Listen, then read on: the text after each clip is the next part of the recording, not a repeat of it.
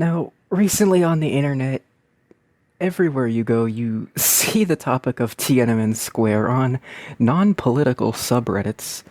Like our pics and our videos, see people just screaming about Tiananmen Square and spamming it everywhere. And a lot of people, most people know absolutely nothing about Tiananmen Square. Even, a lot of left-leaning people are falling for this whole idea that the Tiananmen Square was this protest. Just wanted simple, basic rights and freedom, and the Chinese government just murdered thousands upon thousands of people. Even some actually believe that they were socialists because they sang a song. They have to be socialists if they sing songs.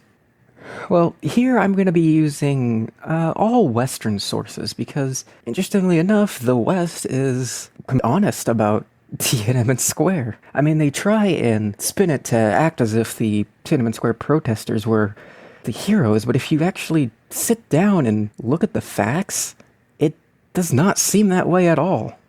What were the goals of Tiananmen Square? Well, it had nothing to do with the workers, nothing to do with raising their standard of living. One of the leaders argued for pay raises for the intellectuals, not the workers. Were they protesting against the Deng Xiaoping reforms? Again, not necessarily. They were protesting the reforms because there wasn't enough.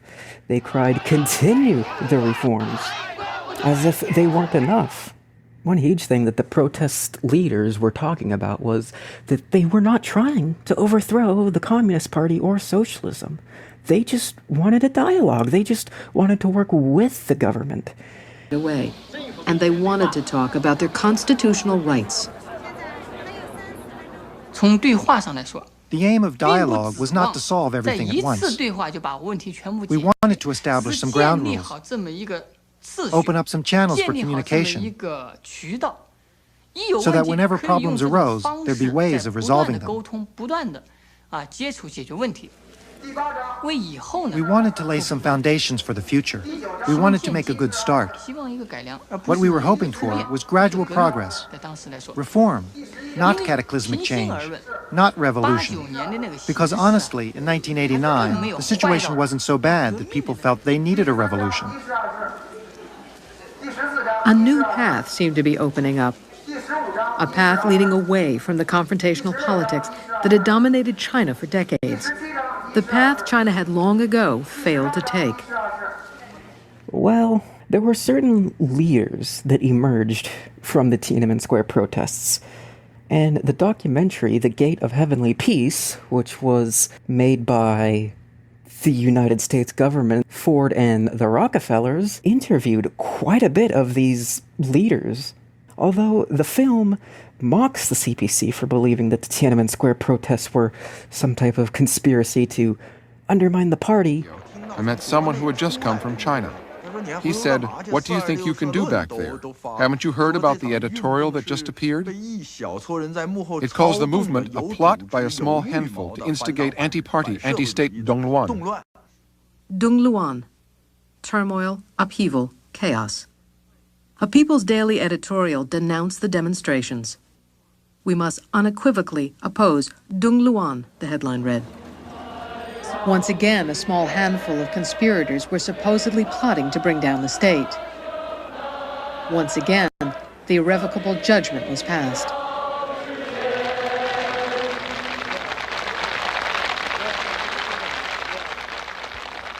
The editorial of April 26th caught the students by total surprise. We didn't expect that the government would jump to such a vicious conclusion about us. We felt that without large-scale street action, we couldn't compete with the propaganda machine of the government, and the people wouldn't know the truth about what we were doing. The Chinese Constitution guarantees the people free speech and the right to demonstrate. But Chinese law punishes counter-revolutionary instigation by the enemies of the people. The final arbiter was the Communist Party. Were the students the people? Or were they now enemies of the people who must be suppressed? When you get the leaders behind closed doors, that's exactly what they said they were trying to do. I thought the only workable thing was to join up and try and change it. Committing suicide myself wouldn't do the country much good. A more useful thing to do was to help the Communist Party commit suicide. Lenin had taught us that the easiest way to take a fortress is from within. There's also the Trojan horse in ancient Greece. If you can't win through confrontation, you have to try sneaking inside. What a student movement represents is a call for social justice. There are times when we have no choice but to take to the streets to express our ideas, vent our anger, and show our determination to change things. April 27th was such a time. The students did a great job, and the government was forced to change its usual behavior. But our ultimate goal is to change the entire system. This cannot be accomplished by students staying in the streets. I was especially surprised that this documentary included some of the stuff that Chai Ling was saying, one of the top student leaders. Many students do not understand that the square is our only stronghold. Some people have repeatedly advocated that we leave, but that could only please the government. What makes me really sad is that I am the commander-in-chief, and I can't let go of this power because I must resist compromise, resist these traitors. The leaders of the independent student unions of Beijing and of the provinces are all after my power. I used to believe that we could establish democratic processes, and then a lot of people could use science to really help our country. But now I've come to realize that unless we overthrow this inhuman government, our country will have no hope.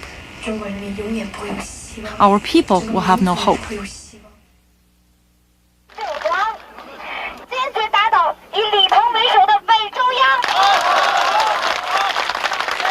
Chai Ling had successfully resisted the proposal to move the struggle back to the campuses and allied herself once more with those determined to hold the square.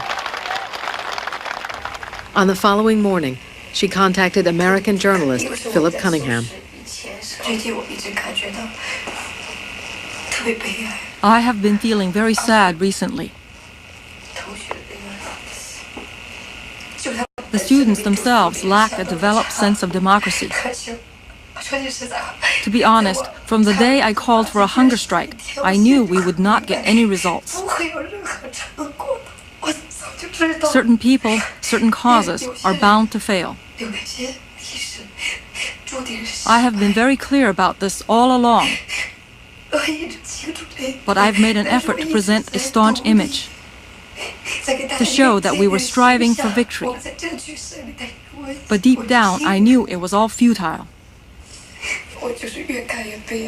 The more involved I got, the sadder I became. I already felt this back in April. All along, I've kept it to myself, because being Chinese, I felt I shouldn't badmouth the Chinese. But I can't help thinking sometimes, and I might as well say it. You, the Chinese, you are not worth my struggle. You are not worth my sacrifice.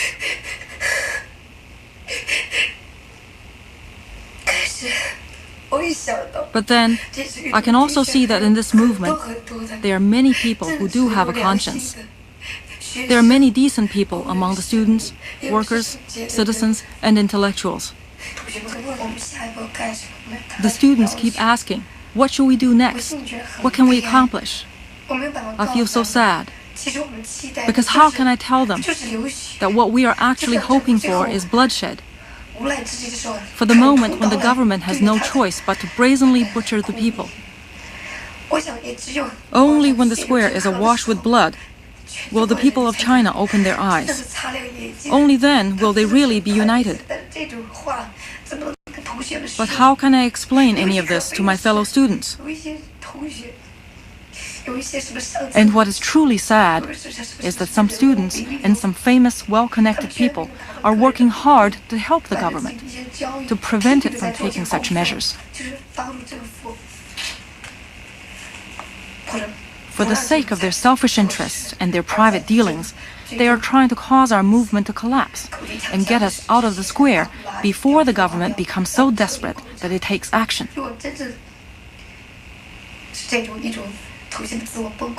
If we allow the movement to collapse on its own, then the government will be able to wipe out all the leaders of the movement, as well as those leaders in the party and in the military who dare to oppose them, who represent the people. Deng Xiaoping has made it very clear that there is a small handful of people, not only in the party and in society, but also among the students. That's why I feel so sad, because I can't say all this to my fellow students. I can't tell them straight out that we must use our blood and our lives to call on the people to rise up. Of course, the students will be willing, but they are still such young children.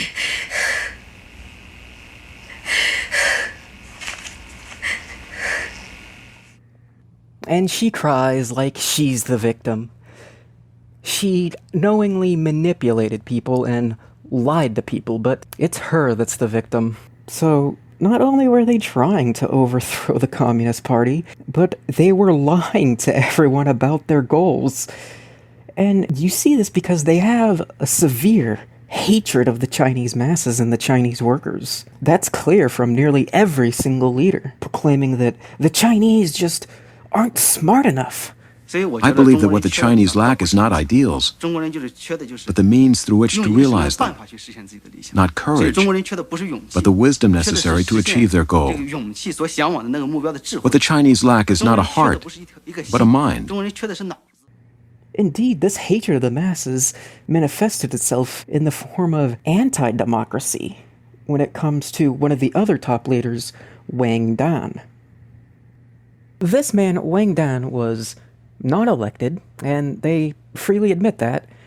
Of April 19th, a new student union was formed at Beijing University. 7 people volunteered to be on the organizing committee. They became the leaders because they were courageous enough to step forward. There were no formal elections. Later, the committee made many efforts to organize elections, but because we constantly faced new crises, we couldn't do what we'd originally intended. In fact, Wang Dan was an ultra-capitalist, saying the pursuit of wealth is part of the impetus for democracy, and indeed also harbored an extreme hatred of the workers, to the point where he didn't believe in democracy for the workers. The movement is not ready for worker participation because the principles of democracy must first be absorbed by the students and intellectuals before they can spread to others. The limits of democracy. You can't have direct democracy where everyone is electing leaders, that would be a representative democracy, and trying to get involved because it only results in frequent changes of leaders and causes disorder. So for being a leader of a democratic movement, he was radically anti-democratic, unless you were part of the intellectual elite. In another interview, he stated that we need something like a shadow cabinet. We need to come out with a political white paper, how to conduct privatization of land, how to define a new university self-governance law.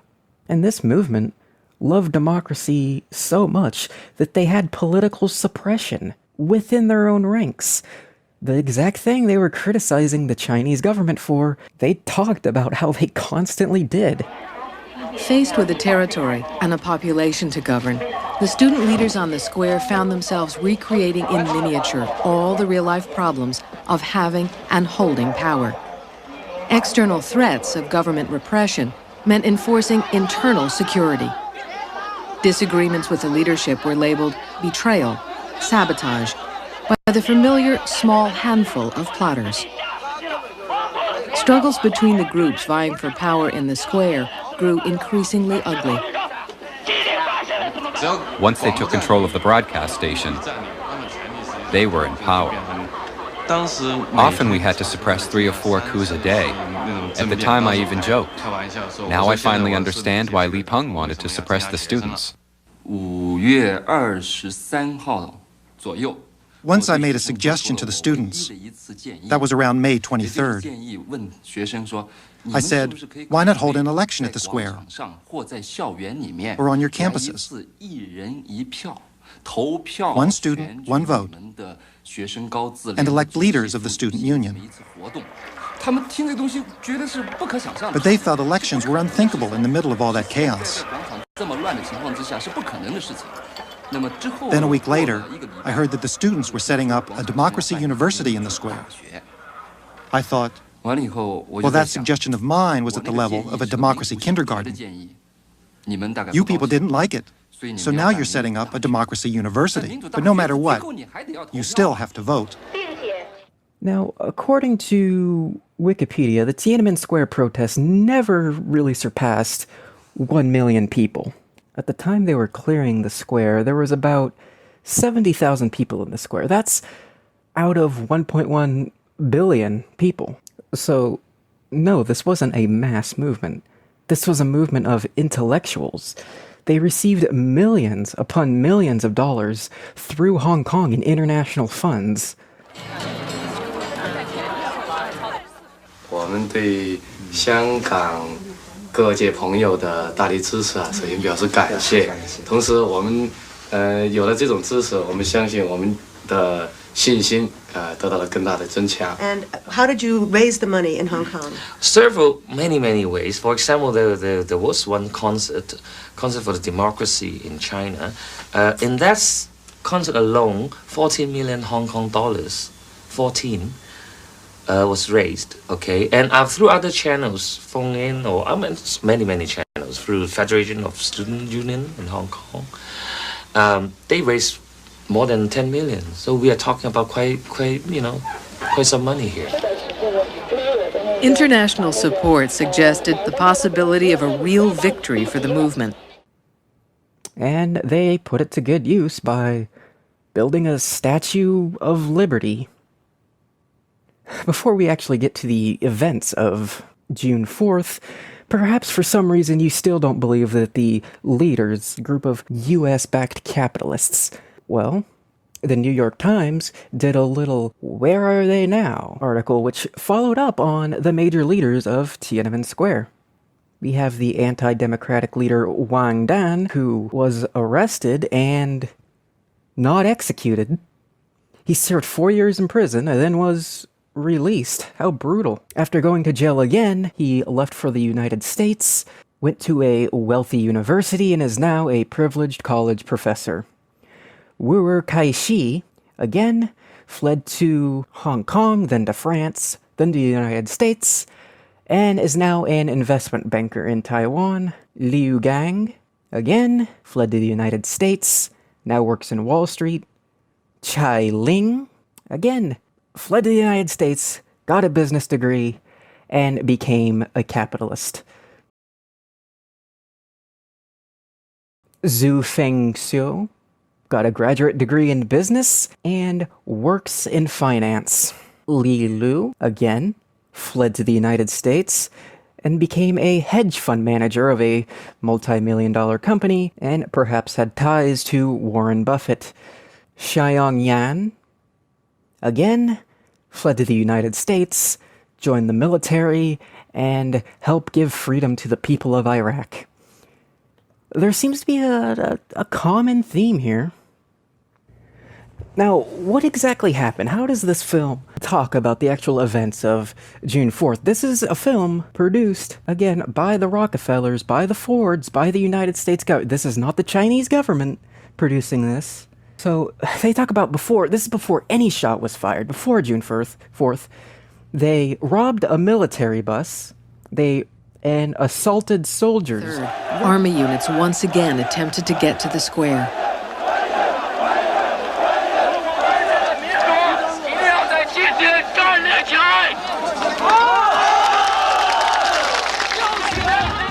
Most of the troops weren't in combat gear, but people were outraged to find that some were actually armed. Protesters confiscated guns, cattle prods, cleavers, and knives, and displayed them as proof that the government intended to use violence. Then they turned the weapons over to the city police. When day came, crowds had stopped buses being used to transport weapons into the city and were ejecting the soldiers.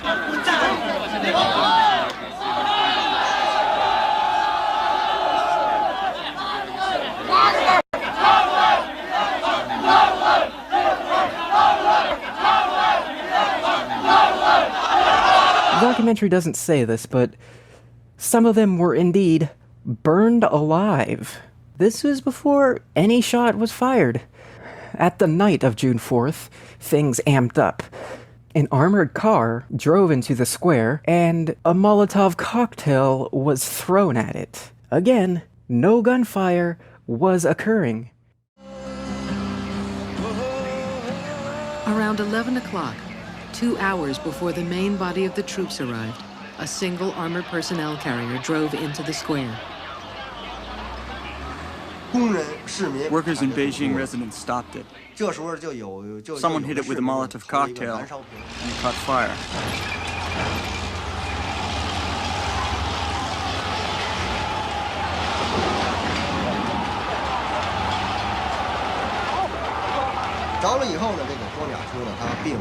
The fire hardly slowed it down.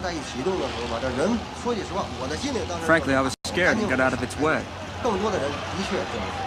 Everyone got out of its way.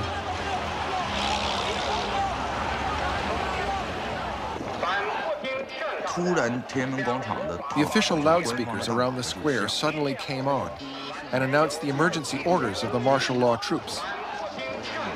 They said that the government was determined to suppress the counter-revolutionary violent rioting at all costs. Only after the protesters already initiated deadly force did the soldiers respond in kind. In fact, all the video of people getting shot, you can also see that the protesters were throwing Molotov cocktails, a deadly weapon. So after the soldiers put down the frenzied rioters, they opened a dialogue with the students, and the student leaders agreed to end the protests and clear the square. Now, the film mocks what the Chinese government's account of Tiananmen Square, that there was no violence within the square itself, but there were rioters around the square who were using deadly weapons and perhaps had firearms on them, and those were the ones who were violently suppressed, not the mass of students within the square itself.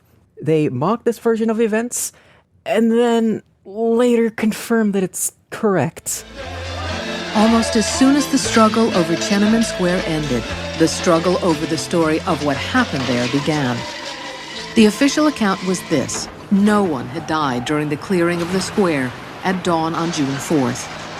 In the approaches to the square, some ruffians who had incited counter-revolutionary violence had been killed, as had a small number of innocent bystanders. The government went to extraordinary lengths to hunt down and punish anyone whose story strayed from the official line. They quote Chai Ling, because we know she's trustworthy, saying that people were being ran over while they were sleeping. But we had another leader of the protests confirm that that was a lie. Some people said that 200 died in the square, and others claimed that 2,000 died there. There are also stories of tanks in the square running over students who were trying to leave. I have to say that I did not see any of that. I don't know where those people did. I myself was in the square until 6:30 in the morning. I kept thinking, are we going to use lies to attack an enemy who lies? Aren't facts powerful enough? To tell lies against our enemy's lies only satisfies our need to vent our anger. But it's a dangerous thing to do. Maybe your lies will be exposed, and you'll be powerless to fight your enemy. The Chinese government was correct then in their version of events. And this has been confirmed by linked documents by WikiLeaks. I mean, the Western powers basically admitted it. They claimed the Chinese government was wrong and that they were trying to overthrow socialism in the party. Well, that's clearly false. The documentary itself disproved that. And the documentary then confirms that the CPC was correct in their events that happened in Tiananmen Square. And honestly, what exactly would happen if the Chinese government set up 2,000 satellites to propagate things around Times Square, and students took over Times Square, built a mini terracotta army, assaulted US soldiers, set them on fire, threw Molotov cocktails at army personnel? What exactly would the US government do? What's more, what if all the leaders fled to China and became super wealthy? Do you think that maybe it would have been Chinese-backed? if that happened in the United States? You can read the sources yourself, all of them. Every single source I have used has been a Western source, not pro-Chinese, but radically anti-Chinese. So don't believe the nonsense about Tiananmen Square. Stuff like this has happened to countries all across the globe. The United States wants you to focus on China as being the #1 enemy, while they overthrow governments, have hundreds and hundreds of military bases overseas, and drone strike children. But no. That doesn't seem to really matter to most people.